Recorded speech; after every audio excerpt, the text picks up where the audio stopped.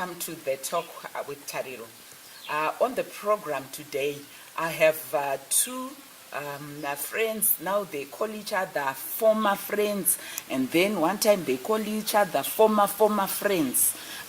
They are also workmates. Their friendship dates back, I don't know to when they are going to be sharing with us. That's the executive director of Say What. That's Jimmy Wilford. It's just the name. And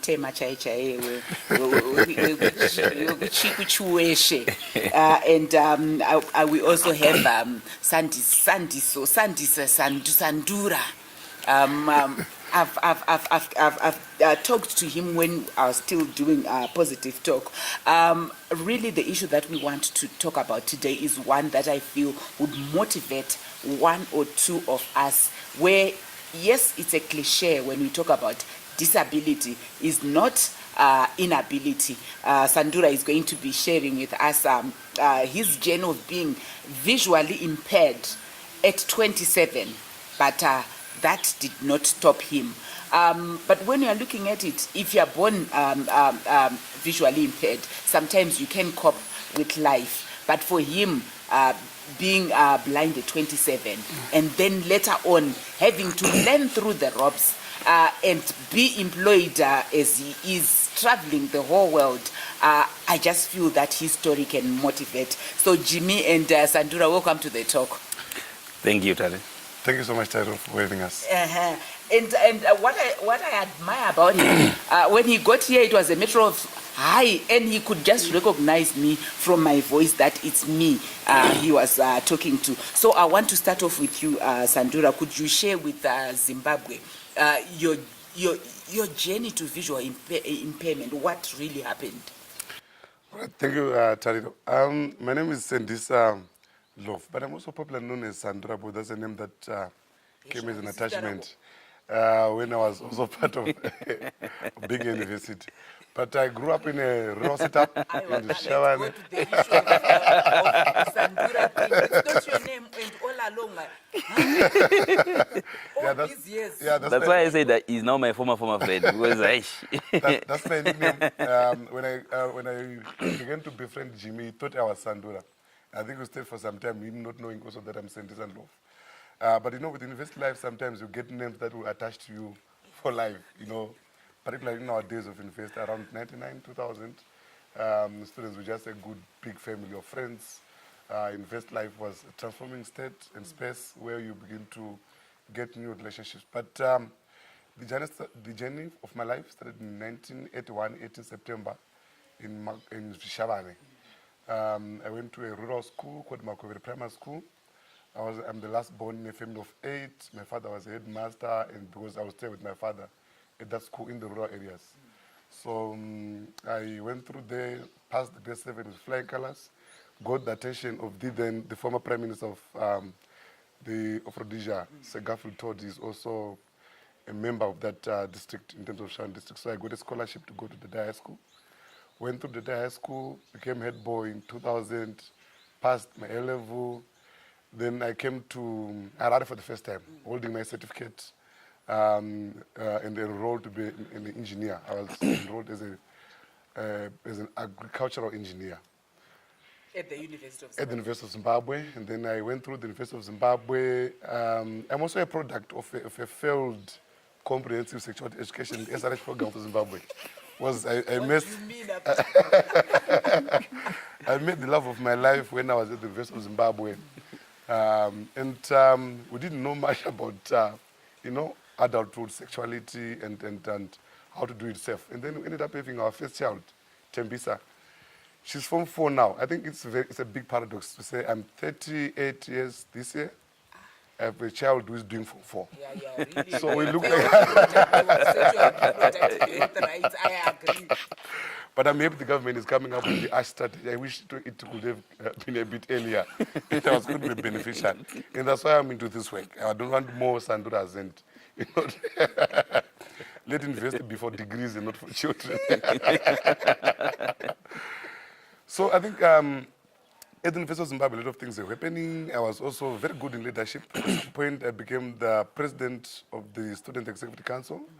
And that's a very high post. You know, being responsible for more than 15,000, 13,000, 15,000 students, representing them with the government, with the Minister of Higher and Tertiary Education, pushing forward their social welfare issues, and also communicating with the council, University Senate. It's a huge task, you know, that is put on a student. But I think that then motivated me to then get to relate with a lot of other people. Then comes my former friend Jimmy. He was also a very good friend, interested in student welfare. I think that's where his passion actually came from. I remember meeting him for the first time when he was with a friend also called Jawusile Malajumbishi, and they were holding a funny document. And I said, guys, what is that? They said, it's a constitution. Constitution for what? No, for an organization, we've got a name, but we can't put the words together. You know, they say what, and they were just trying to say, what do we call say what? I said, no, guys, no, me, I'm a big man. I'm the president of the Federal of Zimbabwe. I can't be doing the peer education, HIV. I'm not the condoms guy, you know? Then we were friends. And he was laughing about it. He said, my friend, you never know. Maybe you might want this education at some point. And because I never listened, and I paid by having my daughter, of course, but I don't regret. You know, Tembisa is very brilliant. But when you are given advice for free and you don't use it as a young person, sometimes you then pay one way or the other. After going through university, you know, that's what the time when the economy was a bit tough. But I was little inspired also by the work of Jimmy. He invited me to say, you can come through and volunteer. He was basically picking a lot of volunteers from across Zimbabwe. And remember, people like Tyson, Darikiri, young people with talent, young people with passion, who can articulate, you know, HIV and AIDS issues. But as an engineer, for me, it was a very weird space. I'm a person of numbers, mathematics, lathe machine, Laplace rule, and so forth and so forth. And talking about condoms for me was just, but okay, it's my spare time, I'll do that. But when I lost sight, I think that was the turning point. How did you lose your sight? So I think it started, you know, when we're young people, I don't know what's this issue with young people and health-seeking behaviors. Actually, we went through a very illegal, you know, thing with my friend. I told him, I think it was May 2000. All right, Sandisa. I'll leave that part. No, Yeah. I would want to hear that illegal part. We'll just take a short break and then we'll continue hearing this inspiring story.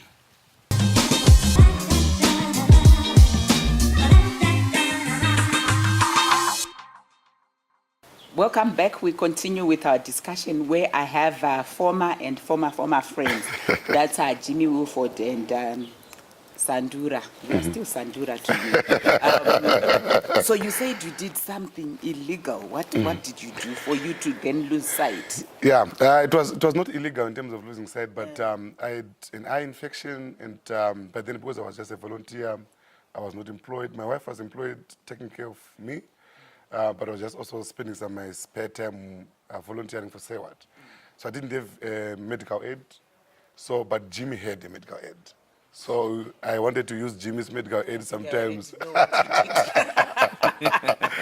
Yeah, but it really tried. You know, as a friend, he was so concerned when I would come to work with my eyes red sometimes. And then we tried everything until a point when also one of the ophthalmologists in town, Dr. Guramatunu, said, no, you have lost your sight, you have to begin to then adapt. I think it was around September. September is also the month that I was born. So my loss of sight coincided with my birth month, which was a good thing also. But I think at first it was very difficult. Jimmy came through to my house to explain to my wife. She was crying. My sisters came through. And I think I spent from September to December, I used to rent in one room. So, you know, starting to navigate, and then he bought me a very big, you know, log stick like for the Sekurus that one.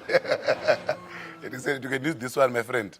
But every time that you come through, he will say, no, look at the brighter side of life, things will be okay, we are there for you.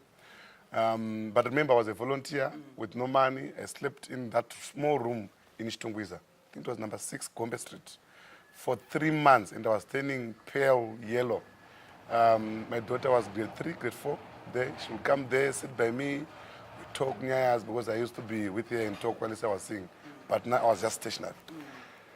My wife was very affected. I remember Jimmy's wife also came through, tried to talk to her. It was a ladies' talk, Jimmy coming through. I think almost per week, he would try to balance say what's week. It was still a very small organization, a project actually. And then balance to come and support me.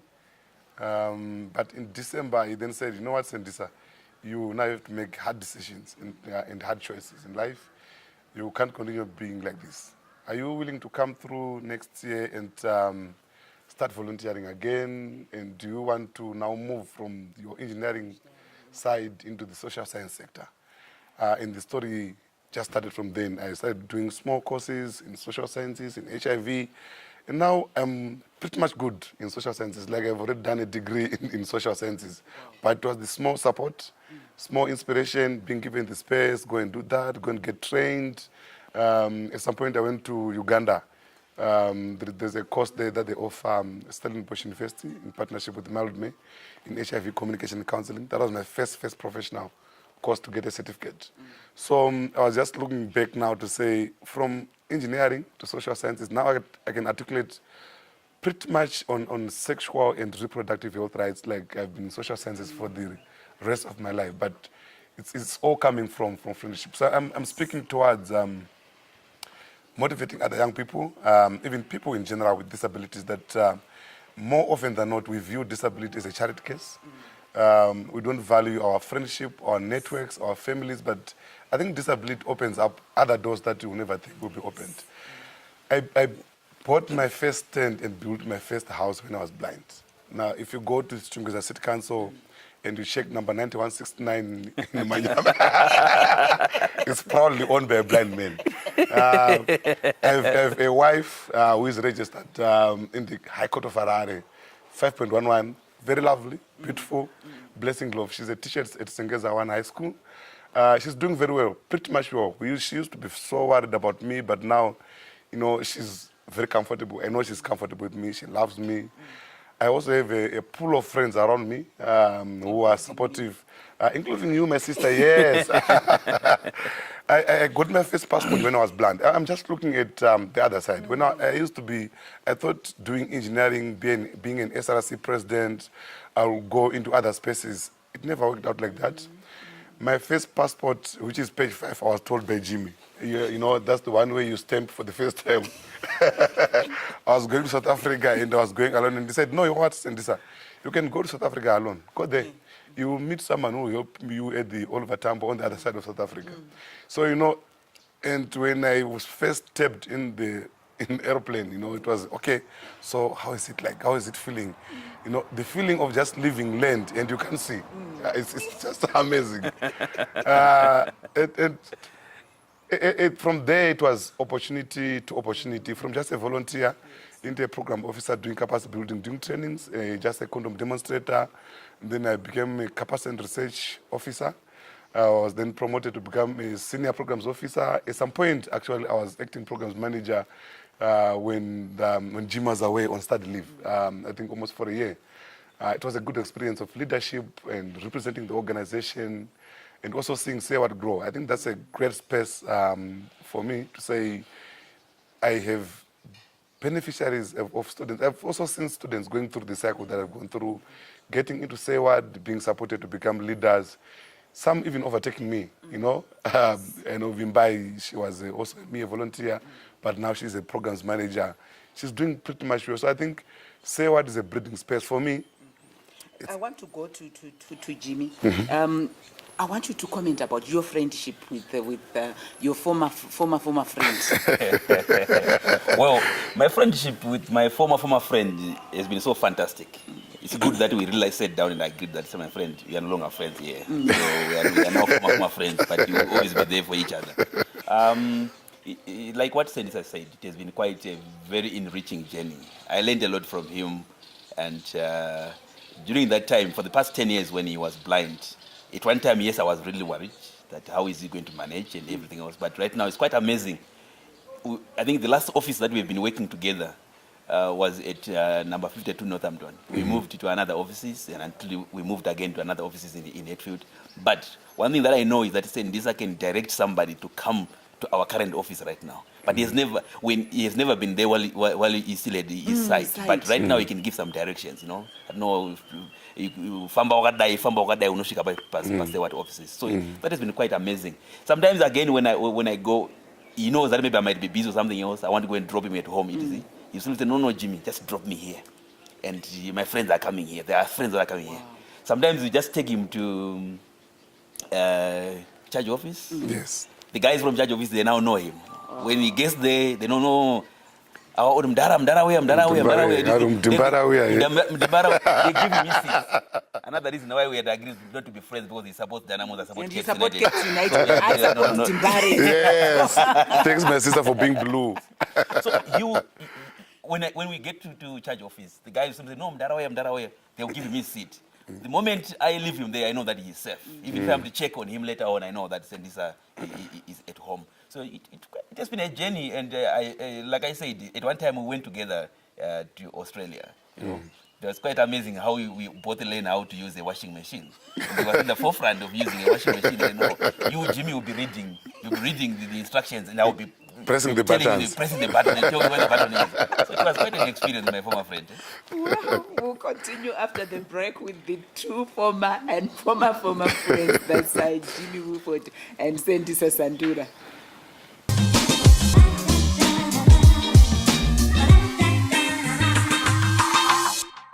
Welcome back. We continue with our program. This week we are just encouraging each other and telling ourselves that disability is not inability. You heard from Sandura. His first time to go on an aeroplane was when he was already blind.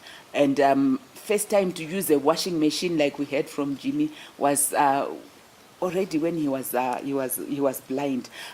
Jimmy, I would still want to hear from you some of the experiences that you have had with your former friend, where when you are looking at him, you are saying, I think he's just doing extraordinary things that even some able-bodied people who can visually see, are not able to do.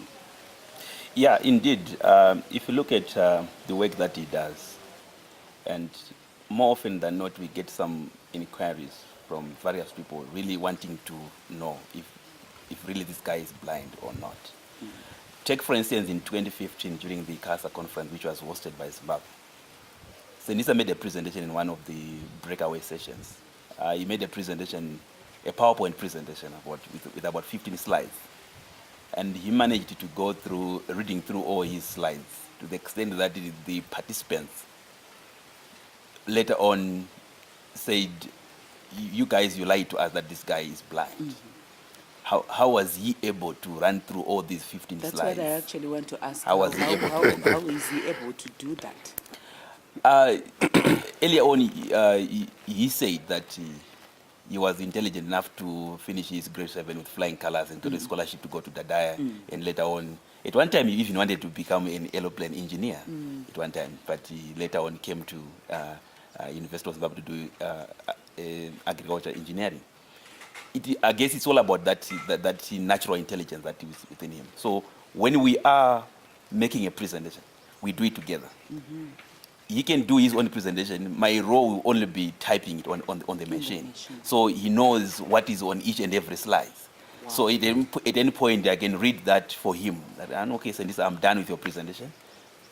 Maybe somebody, either myself or somebody, can read through for him. So he will know that after this slide comes in it. And then he can do his explanations. He can be able even to go through the whole slides.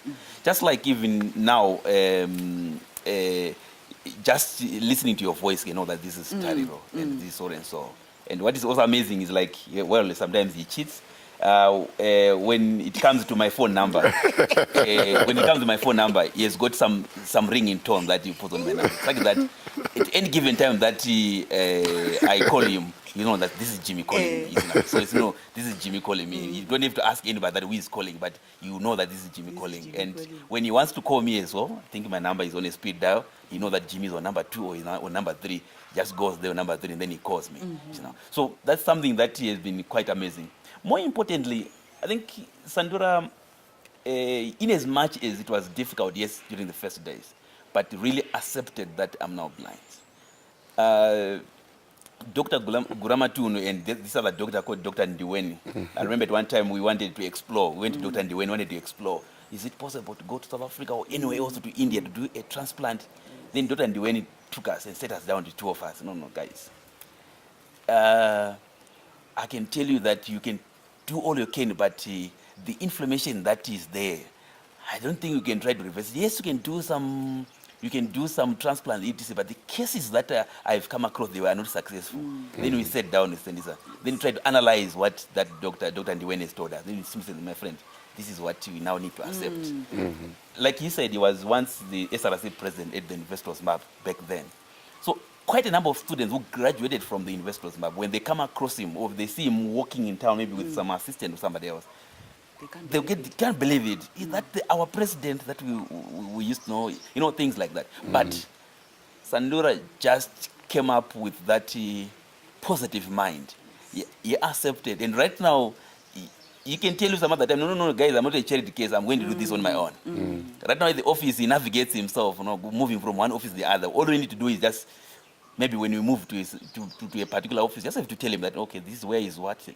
This is where, this is Wimba's office, this is Jimmy's office, this is Memo's office, etc. So at any given time, he knows, I want to go to the boardroom. He goes to the boardroom. He goes to the bathroom on his own. So it will be quite amazing. Right now, last weekend, he was in Rishavane, MSU Rishavane campus. He went there alone. Wow. Just took him to the bus in town. The next thing, he was in Gweru. He'll be picked from Gweru there. The next thing, he goes away. When we travel, sometimes I can leave some bags with him. Sandura with his bag. So he was seated like this, pretend he's watching all these bags. And the no thieves will be afraid. Guys will be looking like they're very much seeing, and they'll even putting some gestures. Okay, if you want to steal my friend. Then when you go like for team buildings, etc. When somebody is doing something, like somebody might bring some water, etc.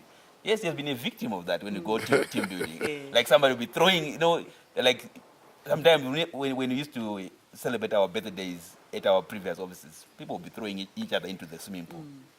So when it is 10, people don't know. It's very easy to surprise Sandura with their birthday. It's very easy. We plan our things in his presence, bring things. He doesn't know what is happening. The next thing, you hear that it's his birthday and everyone, his wife is there, some friends, familiar voices. Some guys, oh, okay. So this is what we have been doing. Huh? What more are you doing without me seeing?